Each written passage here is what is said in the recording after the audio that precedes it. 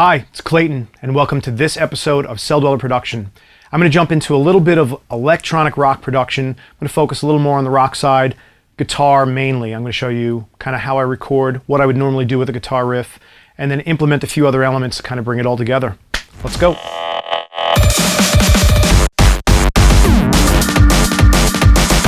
Here's my trusty Les Paul Gothic that I've had for many years. And although I have a lot of hardware like heads, I've got a Mesa Boogie head over there that's doing nothing, and a Soldano head over there that's doing nothing, and a few other pieces of hardware laying around, I don't actually go to it very often anymore. I do a lot of stuff in the box because I generally don't just go with straight guitar tones. I'm mixing sounds together with guitars, and the flexibility of having stuff in the box is good for my workflow, and I'll show you a little bit why later on in the video. So I just kind of hooked up my guitar. It's going directly into Cubase. Through PodFarm, I created a riff really quickly. This is not by all means my defining guitar riff of my career, but the whole idea here is to write something quick and dirty so you can kind of hear what I do. So I do record two guitars generally because one is panned hard left and the other is panned hard right. Very rarely do I ever use a mono guitar down the middle and then throw a stereo plug-in because you get phase issues and it just does not sound legit at all. Double tracking is pretty much the mantra of my guitar production. So here we go. Here's the left side.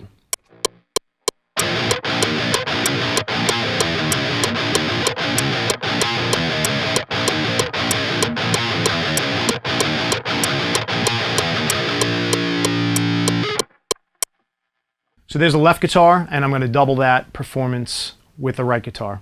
Hard left, hard right.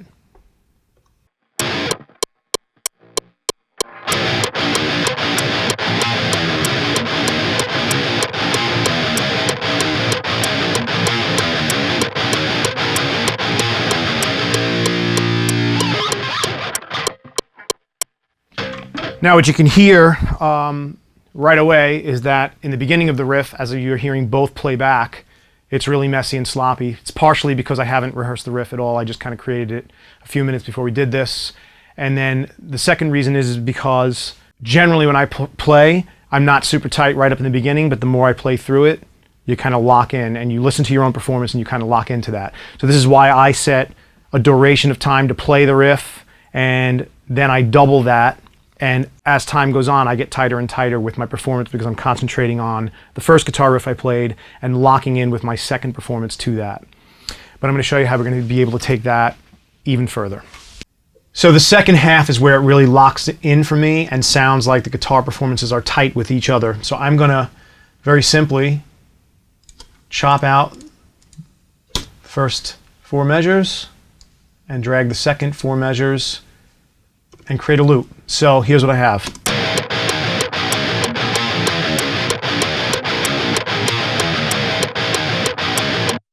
Let me get rid of the click. Now you can see that there are spaces in the riff, but you're hearing overtones because I am a fairly sloppy player. I'm not really great at any instrument at all. I'm just a really good editor, and I'm going to show you why. Just to remind you, this waveform you're looking at is direct guitar. So all of the distortion and the effects are actually here, which is PodFarm 2, which I would pray to God someday they would update to 64-bit, but I'm kind of losing hope, and I may have to look for a different amp solution if Line 6 doesn't update it. And then some plugins, EQs, things like that. And there's some other things on here I will show you in a little bit. But if I turned all this off, all you're going to hear is a direct guitar. And this also allows us to do a lot of things with the audio because it's pre-distortion, that if you were to record a distorted guitar and make these edits to it, it would start to chipmunk very quickly and sound weird. Time stretching, distorted guitars, all that kind of stuff sounds weird very quickly. But if you do it pre-distortion, you can get away with a lot, and I do. So in this instance, I've got this. Let me just focus on the first 2 measures. What I want to do is go in and tighten up those breaks that I've intended to be there. So just by eye, I'm going to go in here and start making some cuts and deleting this region in between that is just filling the riff up with noise. And that's just the first measure. So I just made I just deleted 3 little sections. Here's the riff. Just by eyeballing it, this is what it sounds like.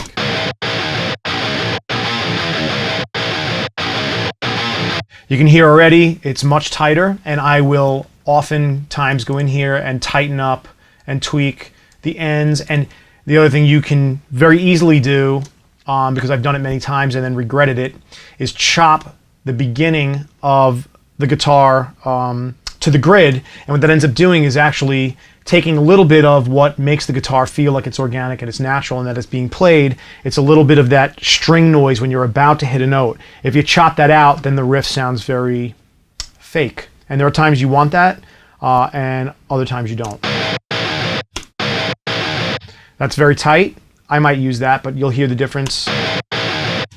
It's very subtle. Of course, we deal in subtlety, so these are subtle differences. Without me going crazy here, you can see how just chopping these little points in between the riff, tighten the riff up. And let's do the let's do the same thing to the second 2 measures. So if I were to play all 4 measures,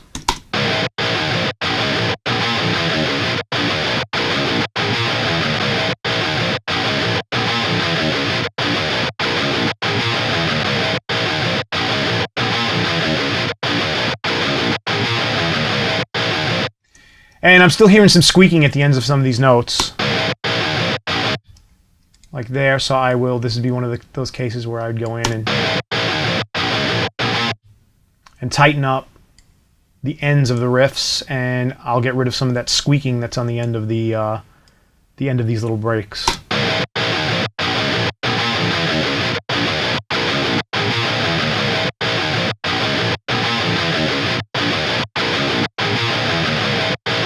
I've got a pretty decent sounding riff. It's pretty well in time. You know, again, remember you're dealing with audio, so if I wanted to tighten this up even further, I could start moving things around on the grid and tightening up the performance. Really depends on what you're going for. So let's say I have a solid 4 measure riff right here. What I'm going to do, just for the sake of tutorial, I'm going to bring in a bunch of drums, which I've already done, from my Sonix 01 producer pack. It's a sample pack, and the link to it will be in the info below. So I just grabbed a bunch of live drums and some programmed drums, a combination of all of that, and I'm going to show you how I would take this riff, now that it's edited, and I will, on the grid, just duplicate it. And I've already built kind of a drum performance. The mix does not sound amazing. That's not really the point of this. I'm just kind of showing you what we've got going on, or how you can kind of build a track. Once you've edited guitars, you can kind of bring in some drums.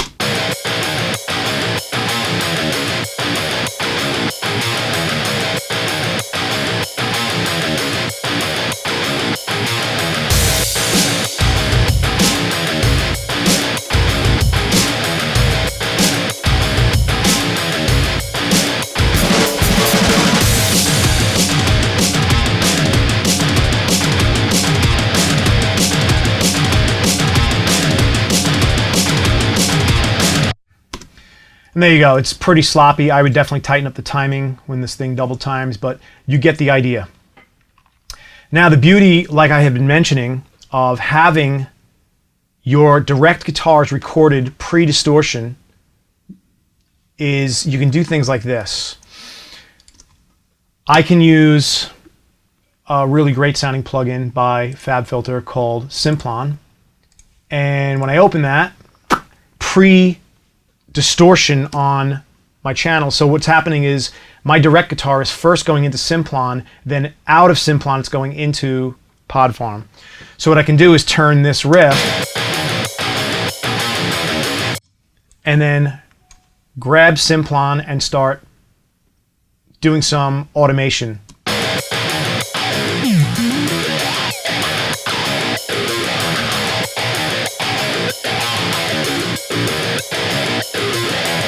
So I'll find a sweet spot, I'll put my automation in right, and I'll do a pass.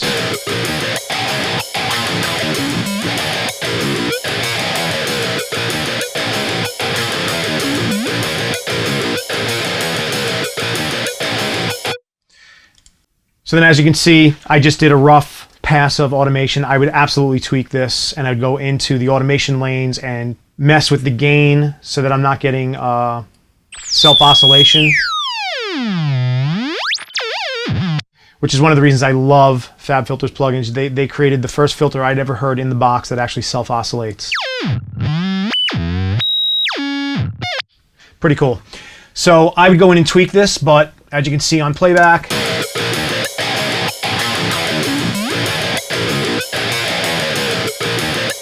you can get what almost sounds like a wah-wah kind of guitar tone there, all the way up to something that's really extreme.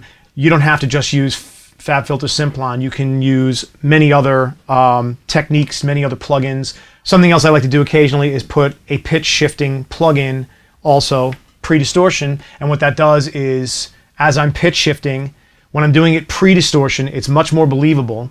If I were to render this out with distortion and then start pitch shifting it, you would hear it almost instantly as it starts to chipmunk and sound really, really bad. So there's one of the benefits. Here's another benefit. Let me take this riff and change it. Say, you know what? I want to change this riff. A song I have called Purified that's on my Blackstar score, the Act 1 of my Blackstar score. The main riff in that song is not how I played it. I played a completely different riff, and what I ended up doing is like this, looking at the audio, and I started chopping up the audio performance and changing what the riff actually was. So here, let's try doing something.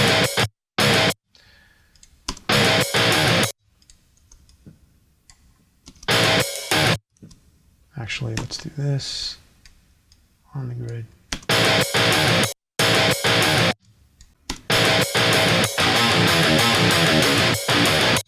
Again, not the greatest example in the world, but you can see how you can take. And then for experimentation's sake, let's reverse that last one.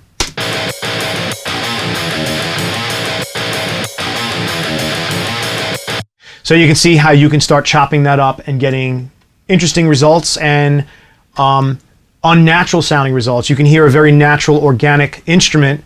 When you start tweaking the audio files, pre-distortion, you can turn that into something that still sounds organic, but doesn't sound exactly right, like a human could actually play it that way. And that is the kind of thing that I love. Okay, so taking a little bit of the electronic and putting that into the rock, because this is primarily more rock-based production, although I just got done showing you how to kind of make an organic instrument like a guitar sound a little more synthetic, plus using different types of drums that are a mixture of organic and ones that are synthetic, like these loops from my Sonix 01 producer pack. Mixing them all together, you start to blur the lines between organic and synthetic. One way I like to really make sure that line is blurred heavily is by putting a very specifically electronic sound layered with the guitar riff. So generally I will go in and play a synth pattern that matches the guitar riff. So in this case, I'll use a patch that I made in Contact years ago. It was a sample of my Nord Lead 2, my Nord Rack 2, stacked a bunch of sounds and then brought it into Contact and used the filters in Contact to do something really cool with it. So I'm going to pull that up, and as you can hear, it's pretty boring by itself, but I'm going to show you why that will be better when we're done. So I'm going to just loop a 4-bar pattern here, and I'm going to record in a performance with the click on of me playing that riff with the synth.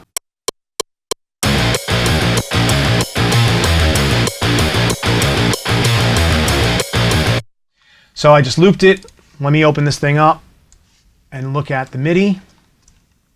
And what I'll do is select all the MIDI, quantize it. I'll quantize the durations so it's all perfect. I'll flatten out the velocity for now so the volume is cool.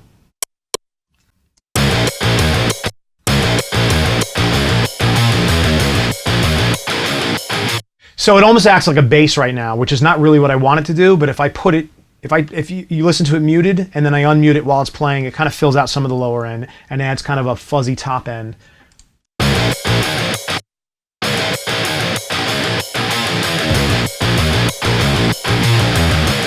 So you can hear the difference between those two things.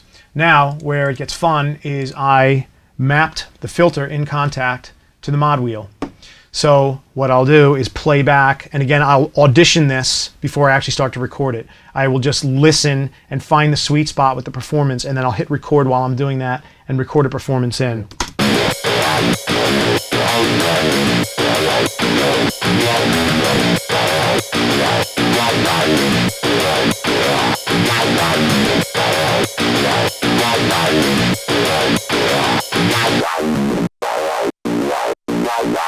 And there's the sound all by itself, but with the mod wheel performance recorded, it brings some life into that synth part. And then what I'll do, just like the guitar riff, I will duplicate that synth across the board. And you can bring it in right away, you can wait and bring it in for the second part, you can kind of do anything you want, but here's a listen to a rough concept of that.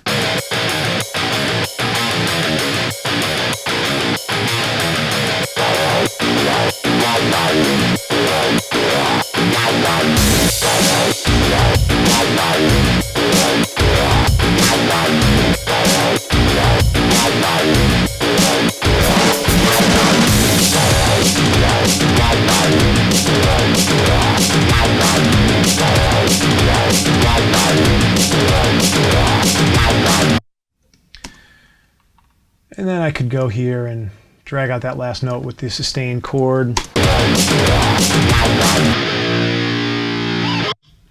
And the end. But here is a pretty rough idea of how I'd put that together. And now you can take that and do what you want with it. And hopefully you learn something here that you can apply to your own productions. Thanks for sticking around and watching this episode of Celldweller Production. I'm glad to see that some of you are watching, because then I don't feel like I'm just talking to myself. As always, subscribe to my channel, like or share this video, comment below because I'd like to know what else you'd like to see in a future Celldweller production. Tune in next Tuesday for Ask Celldweller, where you get to ask me anything you want. Until then, this is Clayton signing off.